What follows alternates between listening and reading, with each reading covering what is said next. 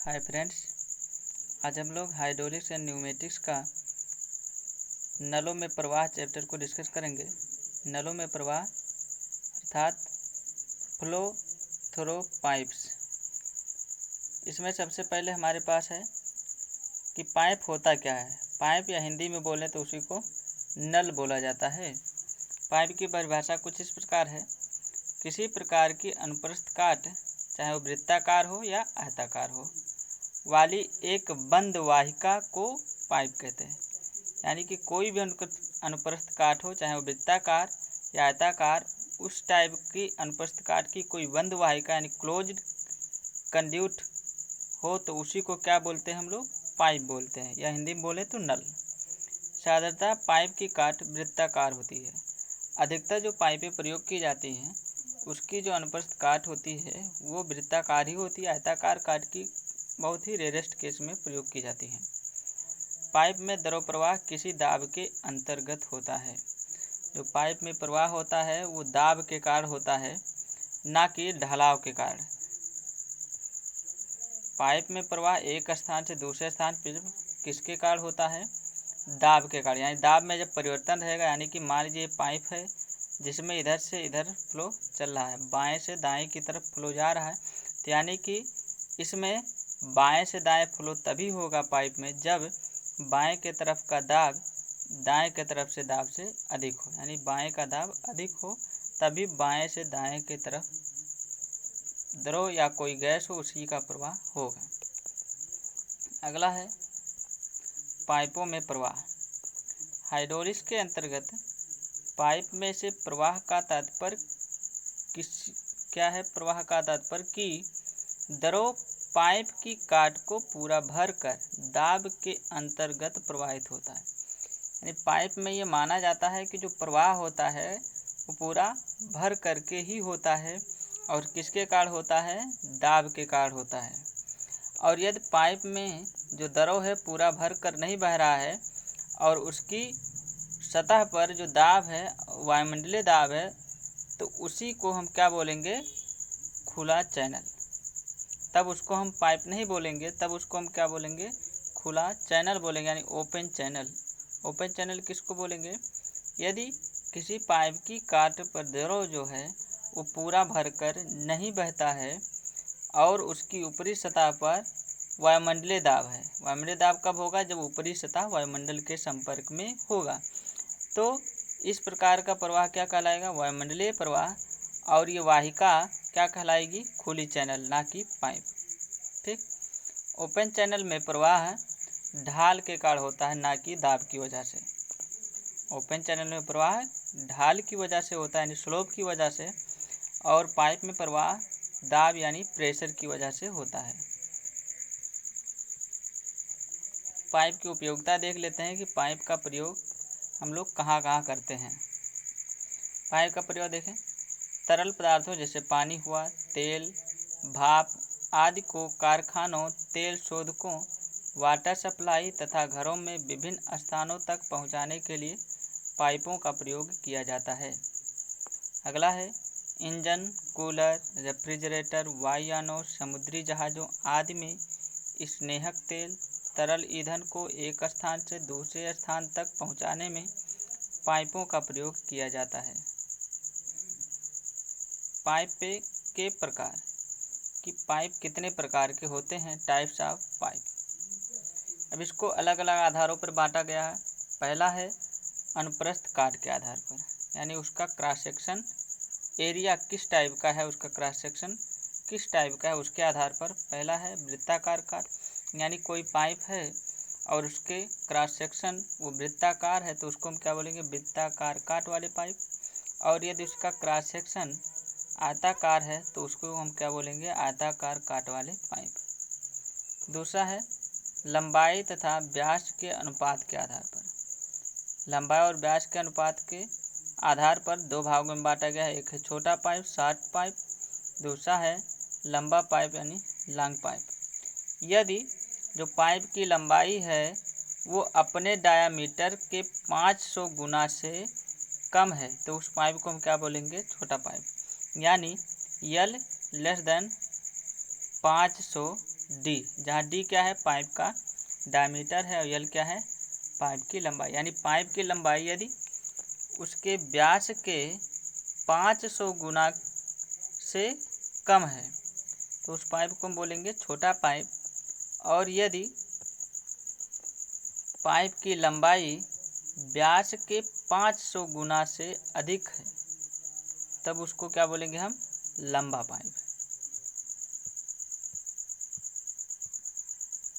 अगला है धातु के आधार पर, धातु या पदार्थ के आधार पर, यानी कि जो पाइप है वो किस मटेरियल की बनी हुई है।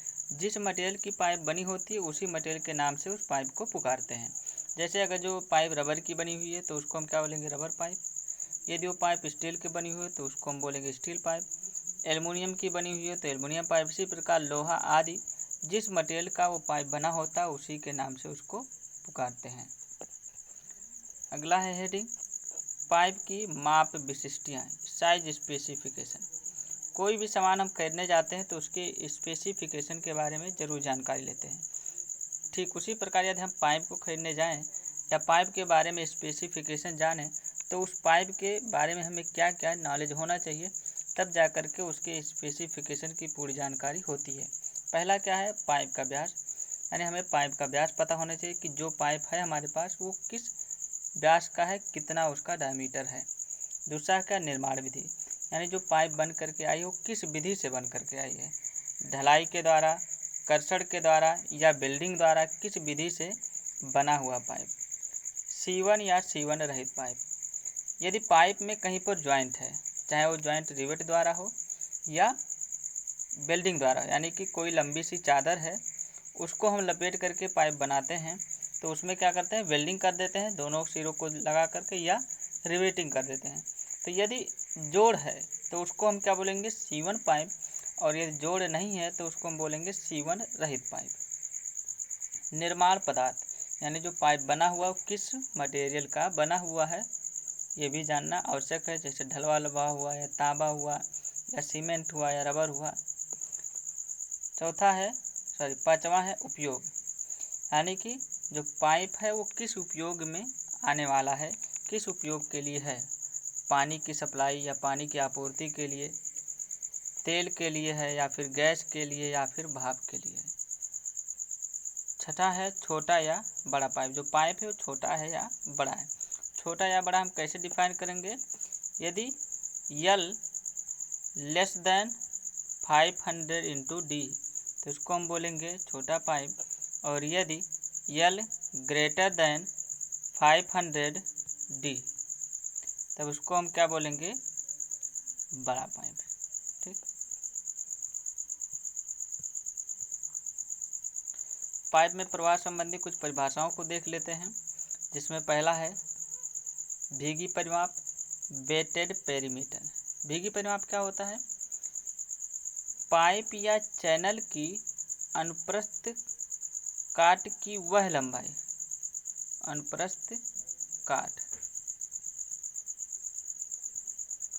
पाइप या चैनल की अनुप्रस्थ काट की वह लंबाई जो उसमें से प्रवाहित दरों के संपर्क में रहती है, क्या कहलाती है भीगी परिमाप। इसे कैपिटल पी से दर्शाते हैं। ध्यान से सुने कि मान लीजिए ये कोई हमारा पाइप है, अब ये पाइप का क्रॉस सेक्शन यदि ये पूरा भर करके बह रहा हो तो इसके क्रॉस सेक्शन की कितनी लंबाई इसके संपर्क में रहेगी, ये पूरा, तो यानी ये क्या हो जाएगा भीगी परिमाप, क्या हो जाएगा इस पूरे वृत्त की परिधि। अब मान लीजिए कि ये क्रॉस सेक्शन यानी कि जो पाइप है वो पूरा भर करके नहीं बह रहा है, यानी मान लीजिए इतना बह रहा है, तो इतनी लंबाई ये क्या हो जाएगी भीगी परिमाप, यानी कि क्रॉस सेक्शन का अनुप्रस्थ काट का जितनी लंबाई उस दरों के संपर्क में रहती यानी कि भीगी रहती है उसी लंबाई को क्या बोलते हैं हम भीगी परिमाप।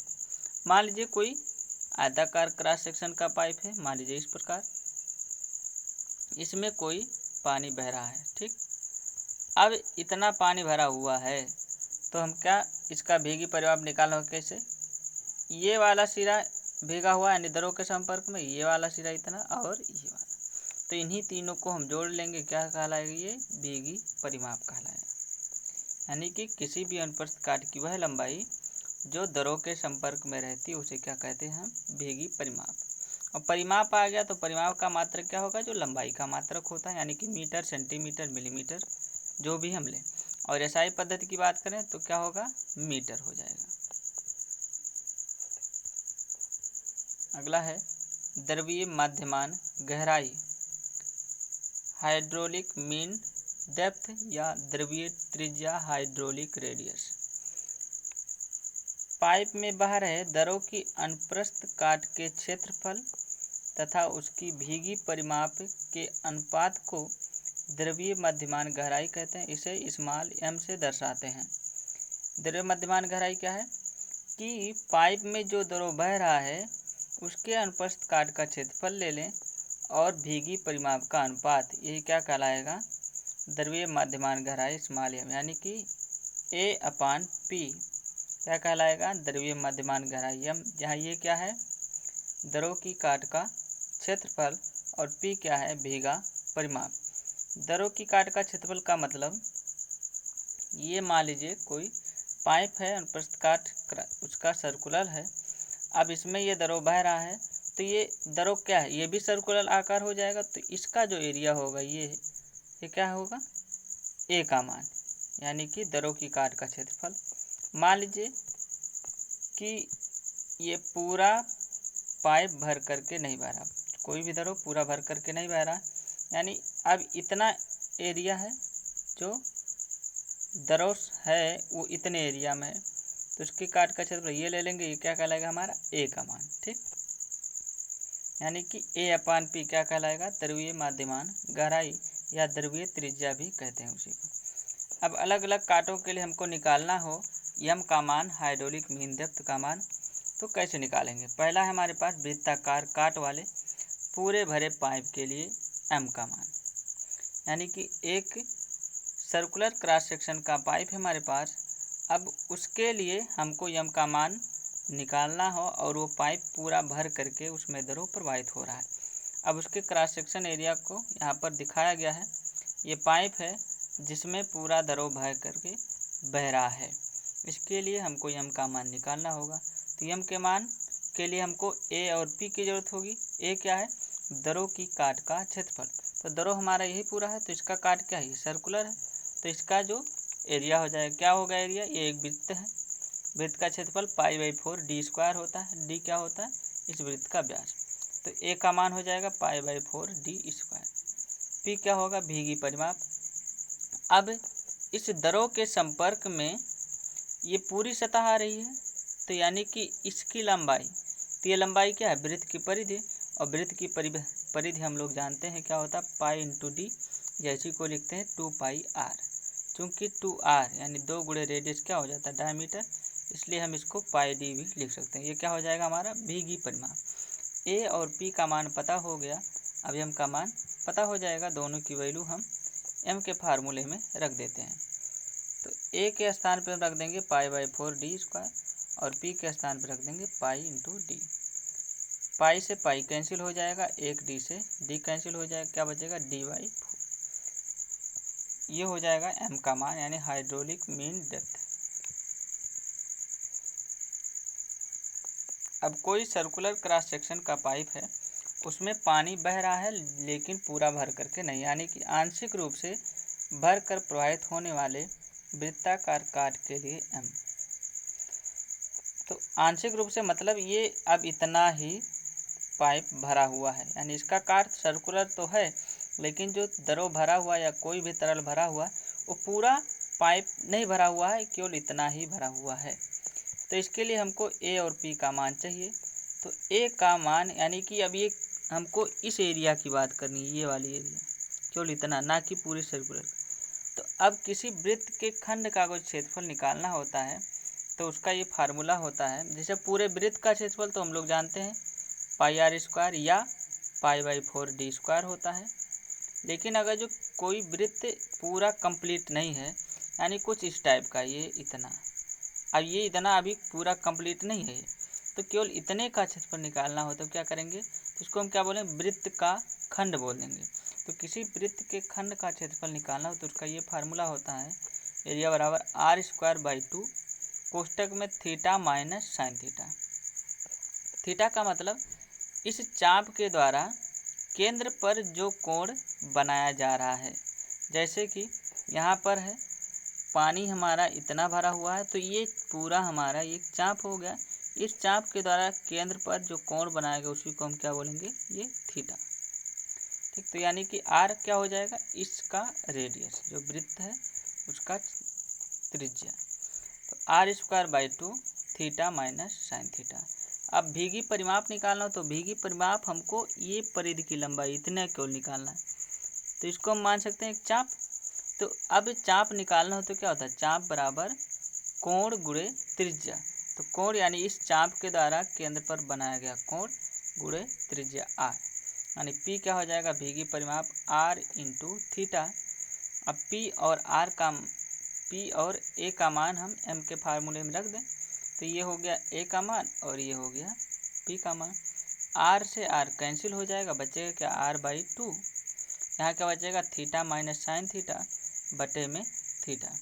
अलग अलग कर दें तो थीटा अपान थीटा 1 हो जाएगा, यहाँ बचेगा साइन थीटा अपान थीटा, यानी m बराबर हो जाएगा r/2 कोष्टक में 1 minus sine theta upon theta.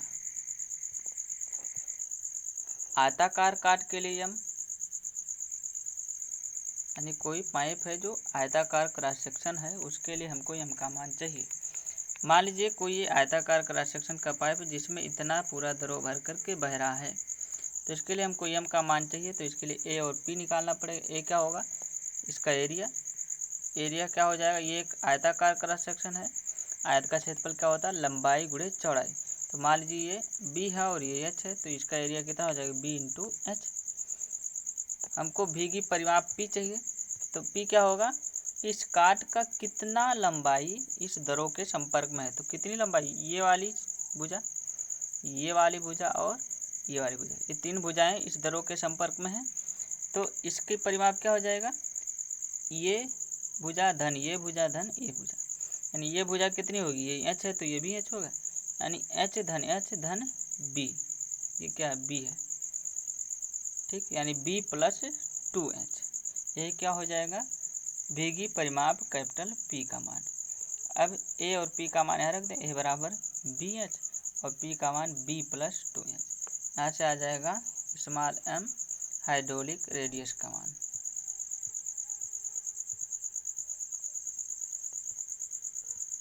द्रवीय ढाल, हाइड्रोलिक स्लोप या हाइड्रोलिक ग्रेडियंट क्या होता है, घर्षण के कारण शीर्षहान, जिसको हम लोग HF से दर्शाते हैं, तथा पाइप की लंबाई L के अनुपात को द्रवीय ढाल कहते हैं। इसे I से प्रदर्शित करते हैं, यानी I क्या होता है, घर्षण के कारण शीर्षहान और पाइप की लंबाई का अनुपात, ये क्या कहलाता है, द्रव्य ढाल। इसको हम स्मॉल I से दर्शाते हैं। I बराबर क्या होता है, HF अपान L। मान लीजिए ये कोई पाइप है जो कि L लंबाई का है, यहाँ से लेकर के यहाँ तक। अब कोई द्रव इधर से प्रवाह हो रहा मान लीजिए, तो यहाँ इस क्रॉस सेक्शन से इस क्रॉस सेक्शन तक पहुँचने में घर्षण के कारण जो शीर्षहानि हुई, यानी HF बटे इतनी लंबाई क्या हो जाएगा, यही अनुपात I का मान, यानी I बराबर HF अपान L।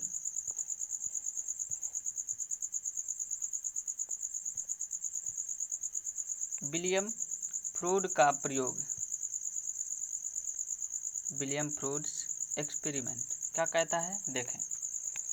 जब किसी पाइप में द्रव बहता है तो पाइप की आंतरिक सतह, यानी कि संपर्क सतह जो द्रव के संपर्क में रहती है, के खुरदरा या रुक्ष होने के कारण प्रवाह में घर्षण प्रतिरोध उत्पन्न होता है।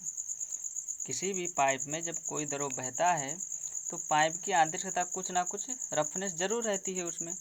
अब उसके संपर्क में आएगा द्रव, तो दोनों के बीच में घर्षण के कारण एक प्रतिरोध उत्पन्न होता है, जिससे अब उस द्रव की ऊर्जा का कुछ भाग उस घर्षण प्रतिरोध को नष्ट करने में खर्च हो जाती है। यानी कि घर्षण के कारण जो ऊर्जा हानि हो रही है, यहाँ पर घर्षण जो एनर्जी का लॉस कर ले रहा है उसी को हम बोलते हैं क्या, शीर्ष हानि बोलते हैं, या फिर घर्षण के कारण शीर्ष हानि बोलते हैं। और एक हानि और होती है इसमें, दरों के परतों का आपस में घर्षण। दरों के परत भी आपस में एक दूसरे पर फिसलते हुए चलते हैं, तो उनके फिसलने से भी दरों की ऊर्जा में हानियाँ होती हैं। ये हानियाँ किसके कारण होती है, श्यान प्रवाह के कारण। तो ये जो श्यान प्रवाह है उसके कारण जो हानियाँ होती हैं वो घर्षण के कारण जो हानियाँ हैं उससे कम होती। इसलिए हम श्यान प्रवाह के कारण हानियों को नगण्य मान लेते हैं, यानी केवल घर्षण के कारण जो हानियाँ होती हैं उसी को कैलकुलेट करते हैं। तो घर्षण के कारण हानियाँ क्या हुई, क्यों होती हैं कि जब कोई द्रव किसी संपर्क सतह के टच में आकर के बहता है तो उस सतह के रुक्षपन होने के कारण यानी रफनेस होने के कारण उसके संपर्क में आने से घर्षण प्रतिरोध उत्पन्न होता है, जिसके कारण द्रव की ऊर्जा में कुछ हानि हो जाती है। और इसी हानि को हम क्या बोलते हैं, शीर्ष हानि बोलते हैं, या इसी को हम घर्षण हानि भी बोलते हैं, जिसे हम किससे दर्शाते हैं, HF से दर्शाते हैं।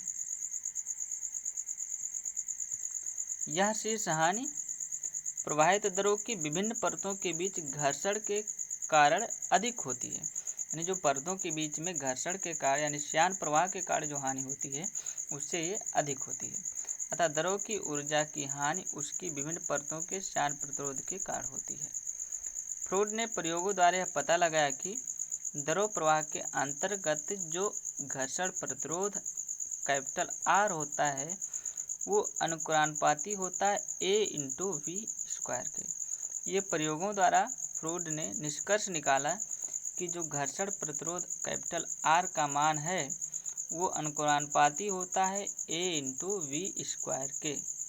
अब अनुक्रांपाती का निशान हटाते हैं, चिन्ह हटाते हैं, तो उसके स्थान पर कोई कांस्टेंट रख सकते हैं। तो यहाँ पर हम एक कांस्टेंट रखे हैं स्मॉल f इंटू क्या हो जाएगा AB²। स्मॉल f क्या है, फ्रूड घर्षण गुणांक, या इसी को केवल घर्षण गुणांक भी कहा जाता है, यानी फ्रिक्शन कोफिशिएंट। ए क्या है, भीगी सतह का क्षेत्रफल, V क्या है, द्रव का वेग, यानी किस वेग से द्रव प्रवाहित हो रहा है, यानी R = हो जाएगा FAV²। ये प्रयोगों द्वारा आया है, इसका कोई डेरिवेशन नहीं है। अगला है हमारे पास, अभी हम लोग घर्षण शीर्ष हानि के बारे में समझ चुके कि क्यों होती हैं ये हानियाँ। अब कितनी हानियाँ होती हैं उसको हम लोग कैलकुलेट करेंगे, यानी घर्षण के कारण शीर्ष हानि के लिए सूत्र, या इसी को हम क्या बोलते हैं, डार्सी समीकरण या डार्सी सूत्र। डार्सी के नाम पर ही ये फार्मूला बना है, इसलिए इसको हम डार्सी सूत्र भी बोलते हैं। देखें, सबसे पहले फिगर को समझ लें। मान लीजिए एक कोई पाइप है जिसका डायमीटर स्मॉल d है, इसमें कोई द्रव बाएं से दाएं की तरफ प्रवाह हो रहा है। इसका क्रॉस सेक्शन सब जगह सेम है, यानी कि यहाँ पर d अगर जो व्यास है तो यहाँ पर भी d होगा। दो क्रॉस सेक्शन मानते हैं हम C और D, जहाँ पर हम दो पीजोमीटर नली लगा देते हैं, एक ये है और दूसरा ये है। ठीक, अब यहाँ पर मान लीजिए जो C क्रॉस सेक्शन है उस पर दाब P1 है और जो D क्रॉस सेक्शन है उस पर दाब P2 है। तो P1 के कारण द्रव हमारा पीजोमीटर नली में ऊपर चढ़ेगा। जितना ऊपर चढ़ता है, अब ये P1 यानी दाब के कारण चढ़ रहा है, तो दाब के कारण जो द्रव ऊपर चढ़ेगा उसको क्या बोलेंगे हम, दाब शीर्ष। और दाब शीर्ष का मान कितना होता है, P/ρg। तो क्योंकि यहाँ पर P1 के कारण हो रहा है इसलिए हम इसको बोल देंगे P1/ρg। ठीक इसी प्रकार D क्रॉस सेक्शन पर P2 दाब के कारण जो द्रव ऊपर चढ़ेगा उसको हम बोलेंगे दाब शीर्ष। इसका मान कितना होगा, P2/ρg। ठीक, अब जबकि पाइप वही है, एरिया सब जगह सेम है, तो वेलोसिटी भी सब जगह सेम ही रहेगा और सबकी धरातल से ऊंचाई, यानी कि ये जो पाइप हो क्षैतिज है, धरातल से ऊंचाई सबकी सेम ही है। फिर भी यहाँ पर देखें तो यहाँ पर हमारा दाब शीर्ष इतना था, जबकि यहाँ पर पहुँचने पर यानी L लंबाई आगे आने पर ये दाब शीर्ष इतना बचा, यानी कि कुछ हानियाँ हुई। कितनी हानि हुई? ये इतना। इसी को हम क्या बोलते हैं? HF। ये किसके कारण होती है? घर्षण के कारण, इसलिए हम इसको क्या बोलते हैं? घर्षण शीर्ष हानि। C और D के बीच की जो लंबाई है उसको हम मान रहे हैं स्मॉल l, यहाँ से यहाँ तक की दूरी। ठीक, अब यानी इसी HF का मान हमको निकालना है। कैसे निकालेंगे? ध्यान से देखें। यहाँ पर देखें, ये पूरा P1 अपान रो जी है और ये क्या है? P2 अपान रो जी। तो इतने में से इतना अगर जो हम घटा दें तो ये मान हमारा निकल जाएगा HF। तो यानी HF बराबर हम लिख सकते हैं P1 अपान रो जी माइनस P2 अपान रो जी, या इसी को क्या लिख सकते हैं? हर समान है, क्या लिख सकते हैं? P1 माइनस P2 अपान रो जी। ये क्या हो जाएगा? HF का मान। ठीक, आगे देखें। अभी हम लोग फ्रूड के एक्सपेरिमेंट में देखे हैं कि R अनुपाती था AV स्क्वायर के। ठीक, अब यदि कोई यानी कि एरिया को अगर जो हम हटा भी दें तो R अनुपाती हो जाएगा किसके? V स्क्वायर के। V स्क्वायर का अनुपाती है तो इसको हम ऐसे भी लिख सकते हैं कि जो इसके अंदर का द्रव उसका तो मास यानी द्रव्यमान यानी संहति वो तो परिवर्तित होगा नहीं। तो यदि हम कह रहे हैं कि R अनुपाती है V स्क्वायर के, तो इसी में हम किसी कांस्टेंट राशि से इसमें गुणा कर दें तभी ये R इसी के अनुपाती ही रहेगा। यानी कि R अनुपाती है V स्क्वायर के, किसके लिए? जब A का मान, वैसे तो R अनुपाती होता है AB स्क्वायर के, लेकिन यदि A के मान को हम 1 ले लें, यानी कि जो भीगी सतह का क्षेत्रफल है वो हम इकाई ले लें, तो R अनुपाती हो जाता है V स्क्वायर के। अब इसी में किसी कांस्टेंट राशि से गुणा कर दें तब भी ये अनुपाती ही रहेगा। मान लीजिए हम गुणा कर दे रहे हैं 1/2 और m से। m क्या है? द्रव का द्रव्यमान, जो कि बदलेगा नहीं, V स्क्वायर। तो ये क्या हो जाएगा? Half mv square. ये क्या है? गतिज ऊर्जा है। हम लिख सकते हैं कि भीगी सतह के इकाई क्षेत्रफल के जो घर्षण प्रतिरोध है वो अनुपाती है R अनुपाती द्रव की गतिज ऊर्जा, यानी हाफ mv स्क्वायर के। अब m के अनुपाती है, क्योंकि ये द्रव जो इसके अंदर प्रवाहित होता है उसको हम क्या मानते हैं? असंपीड्य, यानी इसके अंतर्गत उसके आयतन में कोई परिवर्तन नहीं होता है। तो हाफ mv स्क्वायर है तो घनत्व बराबर क्या लिखते हैं हम लोग? द्रव्यमान बटे आयतन। अब यदि आयतन नहीं बदल रहा है यानी कि रो अनुपाती है यम के, या m ऐसे बोले कि यम अनुपाती है रो के, कब? जब आयतन नहीं बदल रहा है, क्योंकि इसमें जो प्रवाह है उसको हम क्या मानते हैं? असंपीड्य फ्लो, इनकम्प्रेसिबल फ्लो। तो यानी कि इसमें आयतन बदलेगा नहीं, आयतन नहीं बदलेगा तो घनत्व भी नहीं चेंज होगा। तो हम यहाँ पर ऐसे भी लिख सकते हैं यम के स्थान पे रो भी लिख सकते हैं, यानी R अनुपाती होगा हाफ रो V स्क्वायर के। अब अनुपाती का सिंबल हटाएंगे तो क्या लिखेंगे? वहाँ पर कोई कांस्टेंट, और इस कांस्टेंट को हम स्मॉल f से डिनोट कर रहे हैं। स्मॉल f क्या था? घर्षण गुणांक,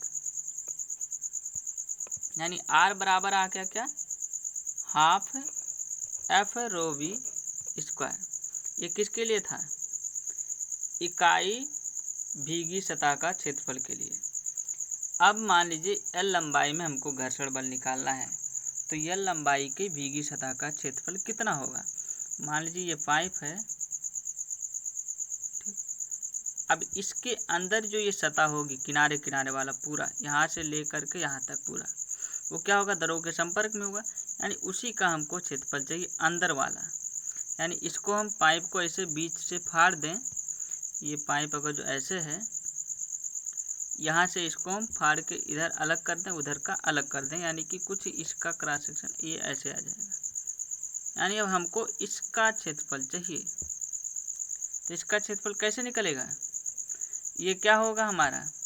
ये वृत्त की परिधि तो होगी, जैसे इसको हम एक वृत्त है तो इसको हम खोलेंगे तो एक लंबाई ही बनेगी, और इधर की जो लंबाई थी वो इधर आ गई ये, यानी कि पाइप अगर जो हमारा कुछ इस टाइप का था।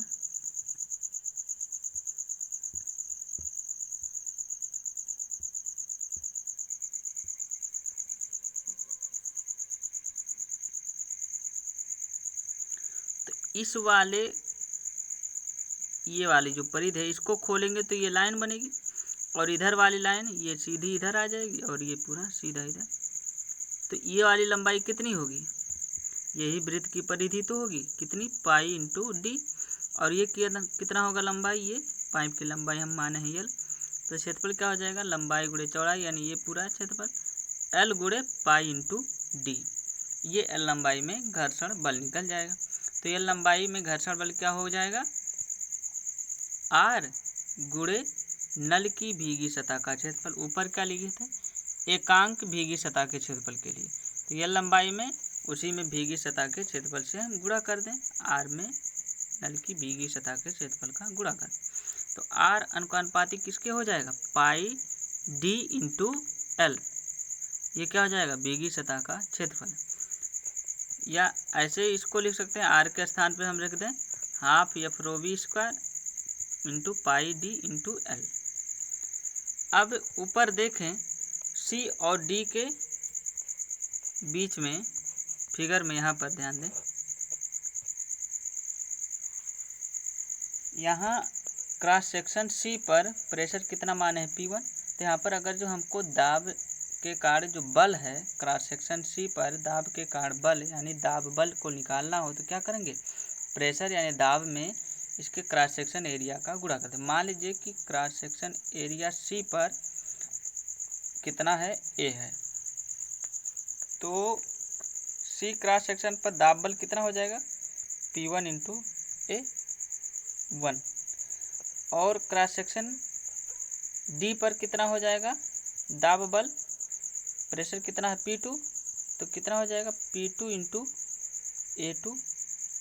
चूँकि फ्लो इधर से इधर हो रहा है यानी कि इस तरफ कोई परिणामी बल जरूर लग रहा होगा, तो कितना लग रहा होगा, P1 into A1 minus P2 into A2। इसी परिणामी दाब बल के कारण ही फ्लो हो रहा होगा। तो यानी कांटों सी तथा डी के बीच दाब के कारण दरों पर लगा बल, या इसी को परिणामी बल भी बोल सकते हैं। F बराबर क्या हो जाएगा, P1 इंटू ए माइनस P2 इंटू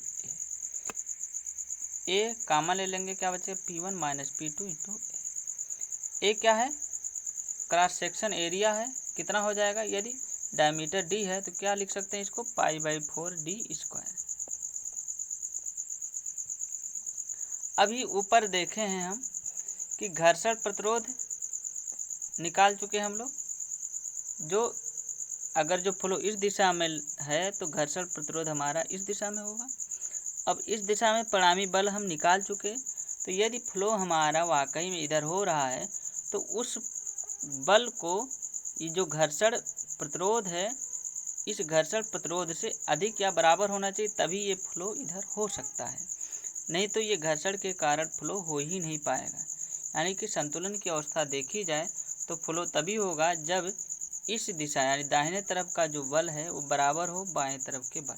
दाहिने तरफ बल हमारा क्या था, दाब बल, जो परिणामी दाब बल आया है, और बाएं तरफ क्या लगेगा, घर्षण बल, जो कि फ्लो को रोकने का प्रयास करेगा। तो संतुलन की अवस्था में क्या होंगे, दोनों बल बराबर, यानी कि कुल दाब बल दरों पर जो लग रहा है बराबर होगा कुल घर्षण बल के। दाब बल हम लोग निकाल चुके हैं P1 माइनस P2 इंटू पाई/4 डी स्क्वायर, और घर्षण बल भी निकाल चुके हैं half F rho we square into pi D into L. अब यहाँ से P1 माइनस P2 का मान अगर जो हमको निकालना है तो क्या करेंगे, पाई/4 डी स्क्वायर को इधर पक्षांतर कर दें तो 4 यहाँ चला जाएगा ऊपर, 4f rho we square into pi D into L, और ये पाई डी स्क्वायर आ जाएगा नीचे, और 2 तो पहले से ही था। पाई यहाँ पर है, यहाँ कैंसिल हो जाएगा, एक डी कैंसिल हो जाएगा, तो यानी बचेगा क्या, 4f rho we square L upon 2d। अब दोनों पक्षों में रोजी से भाग दे सकते हैं, रोजी से जब भाग दे देंगे क्या हो जाएगा, यहाँ पर 4f rho we square L upon 2d तो था ही, अभी इंटू क्या हो जाएगा यहाँ पर रो जी, यहाँ पर भी रो जी, रो यहाँ से रो यहाँ से कैंसिल हो जाएगा। ऊपर क्या बचा 4FLV स्क्वायर अपान में 2GD, यहाँ पर क्या बचा 2GD। अब P1 माइनस P2 अपान रो जी, अभी ऊपर हम देख चुके हैं ये वैल्यू किसके बराबर है HF के, यानी इसके स्थान पे हम HF लिख सकते हैं। तो HF बराबर क्या हो जाएगा 4FLV स्क्वायर अपान 2GD। यही HF क्या है हमारा घर्षण के कारण शीर्षहानि, और ये जो फार्मूला निकल करके आया है इसी को हम बोलते हैं डार्सी समीकरण या डार्सी सूत्र।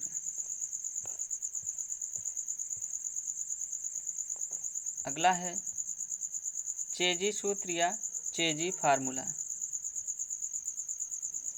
अभी ऊपर हम लोग देख चुके हैं क्या था HF यानी घर्षण के कारण जो शीर्षहानि है वो कितना था 4FLV स्क्वायर अपान 2GD। यहाँ से अगर जो V का मान निकालना हो तो इसको इधर पक्षांतर कर दें, यानी HF गुणे 2GD अपान में क्या हो जाएगा 4FL। अभी पीछे हम लोग देख चुके हैं हाइड्रोलिक मीन डेप्थ यानी द्रव्य मध्यमान हाइड्रोलिक ग्रेडियंट यानी कि द्रव्य ढाल I का मान हम लोग देख चुके हैं क्या था HF अपान L, और द्रव्य मध्यमान गहराई भी निकाल चुके हैं कितना आता है D/4। कैसे, अगर जो कोई सर्कुलर क्रॉस सेक्शन है तो A अपान P M बराबर होता है, A बराबर क्या हो जाएगा उसका area π/4d square, P B की परिमाप पाई इंटू डी, पाई से पाई कैंसिल, एक डी से एक डी कैंसिल हो जाएगा, कितना बचेगा D/4। यानी M बराबर क्या है D/4 और I बराबर क्या है HF अपान L, ये HF अपान L I का मान और ये M का मान। अब ऊपर ध्यान से देखें यहाँ पर तो HF अपान L को अलग कर लें और यहाँ D है और बटे में 4 अलग कर सकते हैं, यानी V स्क्वायर बराबर हम लिख सकते हैं HF अपान L into D/4 into 2G upon F। HF अपान L को अभी देखें क्या लिख सकते हैं स्मॉल I, D/4 को M लिख सकते हैं 2G इंटू F। अब हमको V का मान चाहिए तो V बराबर क्या हो जाएगा अंडर रूट लग जाएगा पूरे पे, यानी हो जाएगा 2G upon F into MI। Under root 2G upon F को बाहर निकाल लें इंटू क्या लिख सकते हैं हम अंडर रूट MI। ठीक, अब ये जो वैल्यू है इसको हम बोलते हैं चेजी स्थिरांक, जिसको हम कैपिटल C से दर्शाते हैं। तो यानी इसके स्थान पे हम लिख दें कैपिटल C अंडर रूट में क्या हो जाएगा MI। इसी फार्मूले को जो V बराबर निकल करके आया है C अंडर रूट MI क्या बोलते हैं चेजी सूत्र या चेजी फार्मूला बोलते हैं, जहाँ C बराबर क्या है under root 2G upon F बराबर C, इसको क्या बोलते हैं हम चेजी स्थिरांक। यहाँ से ध्यान से देखें तो चूंकि ये G क्या है गुरुत्व त्वरण, तो G का मान तो बदलेगा नहीं, यानी C यानी चेजी स्थिरांक का मान किस पे निर्भर कर रहा है स्मॉल f यानी घर्षण गुणांक पर ही निर्भर करेगा। घर्षण गुणांक जैसे जैसे बदलेगा ठीक उसी रेशियो में क्या बदलेगा चेजी स्थिरांक का भी मान। अब घर्षण गुणांक F के मान को हम लोग दो टाइपों से लिखते हैं। पहला क्या है नए पाइप के लिए, यानी कोई पाइप नया है तो उसके लिए हम घर्षण गुणांक स्मॉल f बराबर क्या लिख सकते हैं 0.005 कोष्टक में 1 + 1/35d, जहाँ d क्या है पाइप का व्यास है, किस में लेंगे मीटर में। पुराना पाइप है कोई तो उसके लिए जस्ट इसी का 2 गुना हो जाता है, नए पाइप का 2 गुना घर्षण गुणांक हो जाता है, यानी इसी में जब 2 का गुणा कर देंगे क्या आ जाएगा 0.01 कोष्टक में 1 + 1/35d। इसमें भी d क्या है पाइप का व्यास है, किस में रखेंगे उसको मात्रक है मीटर ही लिया जाएगा। ठीक, तो ये यहाँ से आएगा चेजी फार्मूला और ऊपर देख चुके हम डार्सी सूत्र।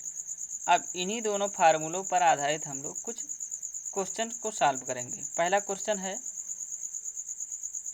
200 mm व्यास के एक क्षैतिज पाइप की लंबाई कितना है? 200 मीटर है। इसमें से 3 मीटर प्रति सेकंड के वेग से पानी बह रहा है। घर्षण शीर्ष हानि, द्रव्य मध्यमान गहराई तथा द्रव्य ढाल के मान ज्ञात कीजिए। यदि डार्सी सूत्र में स्मॉल f बराबर 0.01 है, यदि c बराबर 59 हो तो चेजी सूत्र से भी घर्षण हानि ज्ञात कीजिए। ध्यान दीजिए, 2 बार हमको घर्षण हानि निकालना। एक क्या निकालेंगे हम? डार्सी समीकरण से HF बराबर पढ़ चुके हैं, और एक हमको निकालना है चेजी सूत्र से। दोनों अलग अलग निकालना है। सबसे पहले क्या करेंगे, जो क्वेश्चन में दिया गया है उसको हम लोग लिख लेंगे। क्या दिया हुआ है? पाइप का व्यास कितना था? 200 mm। 200 mm ये डी का मान हो गया। मीटर में बदलेंगे, 1000 से भाग दे देंगे, कितना हो जाएगा? 0.2 मीटर। पाइप की लंबाई कितनी थी? 200 मीटर। ये एल बराबर पाइप की लंबाई 200 मीटर हो गया। द्रव का वेग कितना था इसमें? 3 मीटर प्रति सेकंड। तो ये v बराबर हो जाएगा 3 मीटर प्रति सेकंड। और क्या दिया हुआ? स्मॉल f का मान और c का मान। निकालना क्या हमको? घर्षण शीर्षान यानी HF का मान, द्रव्य मध्यमान गहराई यानी स्मॉल m का मान, द्रव्य ढाल यानी कि I का मान। ये तीनों मान हमको निकालने हैं। तो सबसे पहले हम लोग HF का मान निकाल लें। सब कुछ मान दिया ही है, केवल फार्मूले पर हमको रख देना है। HF बराबर क्या होता है? 4FLV²/2GD। 4F का मान दिया है 0.01, L का मान 200 मीटर, V 3 मीटर पर सेकंड स्क्वायर हो जाएगा अपान 2GD। D का मान कितना आया है? 0.2 मीटर। इसको हम सॉल्व कर लेंगे, कितना आ जाएगा? 18.35 मीटर शीर्ष हानि आ जाएगा। कोई भी शीर्ष है, चाहे एनर्जी का हो चाहे हानि का हो, उसको हम किस में लिखते हैं? मीटर में लिखा जाता है। उसका मात्रक मीटर ही होता है। HF का मान निकल गया एक। दूसरा क्या है हमारे पास? द्रव्य मध्यमान गहराई। अब कोई सर्कुलर पाइप है तो उसके लिए द्रव्य मध्यमान गहराई हम लोग निकाल चुके हैं। A/P। ए का मान π/4d², पी का मान π×d। कैंसिल कर देंगे, पाई से पाई, एक डी से एक डी कैंसिल हो, कितना बचेगा? d/4 यानी m बराबर d/4। डी का मान निकाल चुके हैं 0.2/4। सॉल्व कर लेंगे, कितना आ जाएगा? 0.05 मीटर। ये क्या हो जाएगा? द्रव्य मध्यमान गहराई स्मॉल m का मान। तीसरा क्या निकालना था हमको? द्रव्य ढाल I का मान यानी HF/L। HF का मान अभी ऊपर निकाल चुके हैं, कितना था? 18.35। L दिया हुआ था, पाइप की लंबाई कितना था? 200 मीटर। इसको सॉल्व कर लेंगे, कितना आ जाएगा? I बराबर 0.09175। ये क्या है? द्रव्य ढाल या हाइड्रोलिक ग्रेडियंट, इसी को हाइड्रोलिक स्लोप भी बोला जाता है। और क्या क्वेश्चन पूछा था? चेजी सूत्र से भी हमको घर्षण शीर्ष हानि HF का मान निकालना है। कैसे निकालेंगे? चेजी सूत्र हम लोग जानते हैं, V बराबर C√MI होता है, और I बराबर द्रव्य ढाल I बराबर हम लोग जानते हैं HF/L होता है। तो I के स्थान पे हम लिख सकते हैं HF/L। हमको HF का मान चाहिए, तो क्या करें? दोनों पक्षों का वर्ग कर दें। दोनों पक्षों का जब वर्ग कर देंगे तो क्या हो जाएगा? V², इधर क्या हो जाएगा? C², ये अंडर रूट हट जाएगा, M × HF/L। अब यहाँ से चाहिए हमको HF का मान, L को उधर पक्षांतर कर दें, क्या हो जाएगा? V²/L। ये क्या बचेगा? C² × M। बाकी मान सब कुछ हमें पता है। V का मान पता है कितना था? 3 मीटर पर सेकंड। क्या हो जाएगा? 3 का स्क्वायर गुणे L का मान 200 मीटर। C दिया हुआ था 59, स्क्वायर लगा, यहाँ पर स्क्वायर लग जाएगा। M का मान अभी निकाल चुके हैं 0.05। सॉल्व कर लेंगे, इससे HF का मान कितना आएगा? 10.34 मीटर। ये चेजी फार्मूले से आ गया। और ऊपर जो हम लोग अभी HF का मान निकाले थे वो किससे था? डार्सी सूत्र से। अगला सूत्र है, अगला क्वेश्चन है,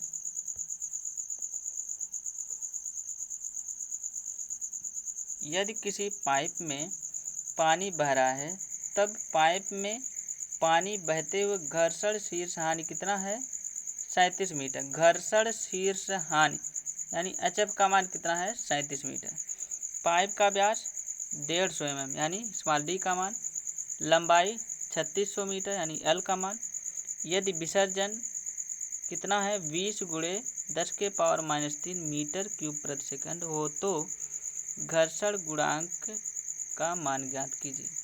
घर्षण गुणांक हमको ज्ञात करना है। क्या क्या दिया हुआ है? घर्षण शीर्षान HF का मान, तो HF का मान कितना हो जाएगा 37 मीटर। पाइप का व्यास स्मॉल d 150 mm, 150 mm को मीटर में बदलेंगे कितना हो जाएगा 0.15 मीटर। पाइप की लंबाई यानी स्मॉल l बराबर 3600 मीटर। विसर्जन जिसको हम कैपिटल Q से डिनोट करते हैं कितना है 20 गुणे 10⁻³ मीटर क्यूब प्रति सेकंड। अब हमको निकालना क्या है घर्षण गुणांक यानी कि F का मान। तो F का मान हमको निकालने के लिए अगर जो हम डार्सी सूत्र लगाएं तो उसमें हमको F को छोड़कर बाकी सारी वैल्यू पता होना चाहिए। HF तो क्वेश्चन में दिया है, D का मान भी दिया है, L का मान भी दिया, लेकिन V का मान यानी वेग का मान नहीं दिया हुआ, उसको हमें निकालना पड़ेगा। कैसे निकालेंगे? हम लोग एक फार्मूला जानते हैं विसर्जन Q बराबर A इंटू V, जहाँ A क्या है क्रॉस सेक्शन एरिया, V क्या है दरों का वेग। अब यहाँ से वेग हमको निकालना, V का मान तो क्या लिख सकते हैं Q/A, V बराबर Q/A लिख सकते हैं। Q का मान दिया हुआ 20 गुणे 10⁻³ A क्या है क्रॉस सेक्शन एरिया। कैसे लिखेंगे क्रॉस सेक्शन एरिया π/4 d² होता है। D का मान हमें पता है 150 mm, या इसी को मीटर में बदलें 1000 से भाग दे देंगे 0.15 मीटर हो जाएगा, यानी π/4 गुणे d²। सॉल्व कर लेंगे इसको, V का मान आ जाएगा कितना 1.132 मीटर प्रति सेकंड। ये दरों का वेग हो जाएगा। अब वेग पता चल गया तो हम डार्सी सूत्र में रख देंगे। तो डार्सी सूत्र HF बराबर कितना होता है 4FLV²/2GD। यहाँ से HF का मान कितना हो जाएगा अभी ऊपर दिया हुआ कितना 37, तिरछा गुणा कराएं तो ये HF गुणे 2GD, तो HF का मान 37 गुणे 2, G का मान 9.81, D का मान 0.15 बटे में 4FLV²। तो F का मान तो हमें चाहिए ही, तो यानी 4LV², 4L 3600 metre, V² 1.132²। Solve कर लेंगे कितना आ जाएगा 0.0059। ये क्या है घर्षण गुणांक। घर्षण गुणांक का कोई मात्रक नहीं होता है। अगला क्वेश्चन है क्वेश्चन नंबर 3। एक नल यानी पाइप की लंबाई 400 मीटर तथा व्यास 30 सेंटीमीटर है। इसमें से 150 लीटर प्रति सेकंड की दर से पानी का विसर्जन हो रहा है। डार्सी घर्षण गुणांक F बराबर 0.01 मानकर क्षैतिज नल के दोनों सिरों के बीच दाबांतर ज्ञात कीजिए। दूसरा क्या, यदि नल का एक सिरा दूसरे सिरे से 4 मीटर ऊंचा है तो दाबांतर ज्ञात कीजिए। दाबांतर हमको दो कंडीशन में निकालना है। एक कब, जब जो नल है यानी पाइप है वो किस स्थिति में क्षैतिज हॉरिजॉन्टल में, और दूसरा क्या कह रहा है कि जब उसका दूसरा सिरा पहले सिरे से 4 मीटर ऊंचा, यानी कुछ ऐसे तिरछा रखा हुआ है। देखें क्वेश्चन में क्या क्या दिया है, नल की लंबाई यानी कि L का मान 400 मीटर, व्यास स्मॉल d का मान 30 सेंटीमीटर, मीटर में बदलेंगे 100 से भाग दे देंगे यानी 0.3 मीटर स्मॉल d का मान। Q विसर्जन का मान 150 लीटर प्रति सेकंड। ध्यान दें लीटर पर सेकंड, बाकी सारे मात्रक हम SI में रख रहे हैं तो इसको भी हमको लीटर को मीटर क्यूब में चेंज करना पड़ेगा। हम जानते हैं कि 1 लीटर बराबर कितना होता है 10⁻³ मीटर क्यूब। तो यानी यहाँ 1 लीटर बराबर कितना 10⁻³ मीटर क्यूब। तो इसको लीटर को हमें मीटर क्यूब में बदलना होगा। क्या करेंगे 150 गुणे 10⁻³ मीटर क्यूब। क्या हो जाएगा ये मीटर क्यूब प्रति सेकंड में। स्मॉल f का मान 0.01 दिया हो। पहला कंडीशन देखते हैं, हमको निकालना क्या है, जब पाइप क्षैतिज है तो उसके लिए हम किसका मान निकालना है, हमको दाबांतर, यानी कि अगर जो इस क्रॉस सेक्शन पर दाब P1 है और यहाँ पर दाब P2 है तो यानी P1 माइनस P2 का मान कितना होगा, यानी कि दाब में अंतर।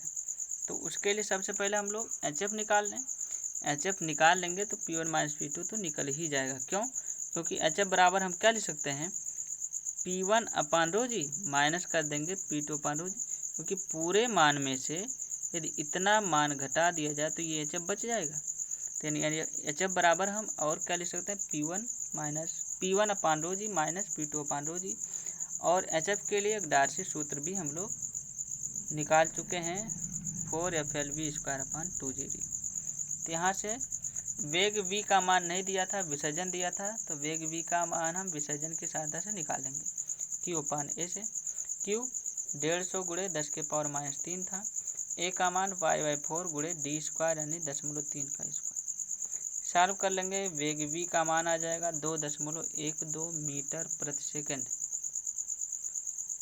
अब सारे वैल्यू को हम HF के फार्मूले में पुट कर देंगे, तो यहाँ से हमको HF का मान निकल जाएगा 4FLV²। 4F का मान 0.01, L का मान 400 मीटर, V² 2.12 बटे 2GD। सॉल्व कर लेंगे, HF का मान कितना आएगा, 12.23 मीटर। अब जब पाइप क्षैतिज था तभी ऊपर फिगर में हम लोग देख चुके हैं कि HF बराबर क्या लिख सकते हैं हम लोग। यहाँ से देखें, जब पाइप क्षैतिज है तो HF बराबर हम लिख सकते हैं P1 अपान रो जी माइनस P2 अपान रो जी लिख सकते हैं HF बराबर। तो यानी HF का मान निकाल चुके हैं, तो उसी HF बराबर हम लोग लिख सकते हैं P1 माइनस P2 अपान रो जी बराबर 12.23 निकाल चुके हैं। हमको चाहिए क्या, दाबांतर यानी P1 माइनस P2, तो रो जी को ट्रांसफर कर दें इधर, यानी 12.23 गुणे रो जी। पाइप में क्या प्रवाहित हो रहा था, पानी, और पानी का घनत्व, रो क्या है, घनत्व हम लोग जानते हैं कितना होता है, 1000 किलोग्राम पर मीटर क्यूब इंटू जी 9.81। सॉल्व कर लेंगे, कितना आ जाएगा, दाबांतर 119,976 पास्कल, इसी को न्यूटन पर मीटर स्क्वायर भी बोलते हैं। अब इसको किलो पास्कल में लिखना हो तो क्या करेंगे, 1000 से भाग दे देंगे, कितना हो जाएगा 119.976 किलो पास्कल या किलो न्यूटन पर मीटर स्क्वायर। ठीक, ये दाबांतर निकल गया कब, जब पाइप हमारा क्षैतिज था, हॉरिजॉन्टल। दूसरा कंडीशन क्या था कि जब पाइप का दूसरा सिरा 4 मीटर ऊंचा हो, तब हमारा फिगर कुछ इस टाइप का बनेगा। ध्यान से देखें, अभी तक पाइप क्षैतिज था, अब हमारा पाइप ये कुछ इस टाइप का तिरछा, यानी कि यहाँ पर इस सिरे की अपेक्षा दूसरा सिरा कितना ऊंचे पर है, 4 मीटर। ठीक, अब इसके लिए यहाँ पर एक पीजोमीटर नली लगाए, यहाँ पर पीजोमीटर नली, मान लीजिए इस क्रॉस सेक्शन पर दाब P1 है, यहाँ पर दाब P2 है। तो यहाँ इस P1 दाब के कारण पीजोमीटर नली में जो द्रव ऊपर चढ़ रहा है वो कितना होगा, दाब शीर्ष P1 अपान रो जी। P2 दाब के कारण इस पीजोमीटर नली में जो द्रव ऊपर चढ़ेगा वो कितना होगा, P2 अपान रो जी, यानी यहाँ पर दाब शीर्ष P2 अपान रो जी होगा। हमको HF का मान निकालना है। HF का मान निकालना हो, ध्यान से इस फिगर को देखें तो ये पूरी वैल्यू यानी सेंटर से ऊपर तक कितना है, ये P1 अपान रो जी। इस पूरे में से अगर हम इतना घटा दें, ये इतना मान, तो ये हमारा HF निकल जाएगा। तो ये पूरा यहाँ से यहाँ तक क्या है, P2 अपान रो जी, और ये कितना है 4 मीटर, यानी कि P1 अपान रो जी, या दूसरे तरीके से ऐसे भी लिख सकते हैं इसको। ध्यान से देख, ये पूरा यहाँ से यहाँ तक कितना है, P1 अपान रो जी, P1 अपान रो जी, ये यहाँ से यहाँ तक कितना है, यही लंबाई कितना हो जाएगा, ये 4 मीटर धन P2 अपान रो जी धन HF, यानी P1 अपान रो जी बराबर लिख सकते हैं 4 धन HF धन P2 अपान रो जी। P1 अपान रो जी इधर ही रहने दें, P2 अपान रो जी को बाएं तरफ पक्षांतर कर दें, माइनस में हो जाएगा, दाहिने तरफ क्या बचेगा 4 प्लस HF, और HF का मान हम लोग निकाल चुके हैं 12.23। यहाँ पर हर सेम है तो इसको हम कॉमन करके लिख सकते हैं P1 माइनस P2 अपान रो जी। तो 4 प्लस 12.23 यानी कितना हो जाएगा 16.23। ये क्या है P1 माइनस P2 अपान रो जी का मान। अब हमको चाहिए क्या दाबांतर P1 माइनस P2 का मान। कैसे लिखेंगे P1 माइनस P2 इधर ही रहने दें, रो जी को पक्षांतर के दाहिने तरफ इधर भाग आ जाएगा, इसमें गुणा हो जाएगा यानी कि 16.23 गुणे हो जाएगा रो जी। चूँकि पानी तरों क्या पाइप में जो प्रवाहित हो रहा दरो क्या है वो पानी है, तो पानी का घनत्व 1000, रो का मान जी का मान 9.81, सॉल्व कर लेंगे कितना आ जाएगा 159.2165 पास्कल। ये क्या हो जाएगा दाबांतर का मान कब, जब पाइप का दूसरा सिरा पहले सिरे की अपेक्षा 4 मीटर ऊंचाई पर है। या इसी को किलो पास्कल में बदलेंगे तो 1000 से भाग दे देंगे, कितना हो जाएगा 159.216 किलो पास्कल। ये हो जाएगा हमारा दाबांतर। आज यहीं तक। Okay, thank you. Vande Mataram.